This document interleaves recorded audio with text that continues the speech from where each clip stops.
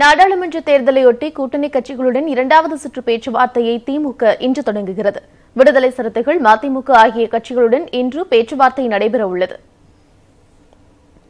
நாடாளுமன்ற தேர்தலை ஒட்டி திமுக கூட்டணியிலும் தொகுதி பங்கீட்டு பேச்சுவார்த்தை தீவிரமாக நடைபெற்று வருகிறது. காங்கிரசுக்கு 10, இந்திய யூனியன் முஸ்லீம் லீக் கட்சிக்கு 1, கொங்கு நாடு மக்கள் தேசிய கட்சிக்கு 1 என மொத்தம் 12 தொகுதிகள் மட்டுமே கூட்டணி கட்சிகளுக்கு ஒதுக்கப்பட்டுள்ளன.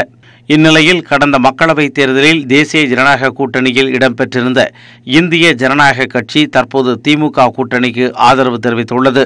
அண்ணா அறிவாலயத்தில் திமுக தலைவர் மு.க. ஸ்டாலினை நேற்று சந்தித்த இந்திய ஜனநாயக கட்சியின் நிறுவனர் பாரிவேந்தர் தனது ஆதரவை தெரிவித்தார்.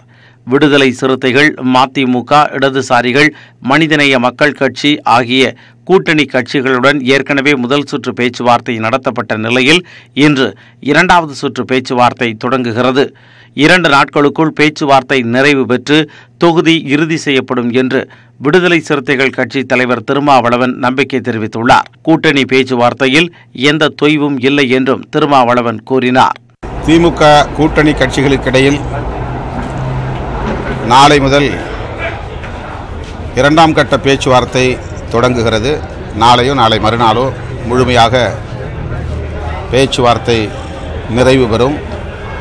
எத்தனை தொகுதிகள், எந்தெந்த தொகுதிகள் என்பதை 2 நாட்களிலேயே முடிவு செய்ய வாய்ப்பு இருக்கிறது. ஆகவே கூட்டணியில் பேச்சுவார்த்தையில் தொய்வோ இழுபறியோ எதுவும் இல்லை. தேமுதிகவை கூட்டணிக்கு இழுக்கும் முயற்சியில் பின்னடைவு ஏற்பட்டுள்ளதால் விடுதலை சிறுத்தைகள், மதிமுக உள்ளிட்ட கட்சிகளுக்கு கூடுதல் தொகுதி கிடைக்கும் என்று எதிர்பார்க்கப்படுகிறது.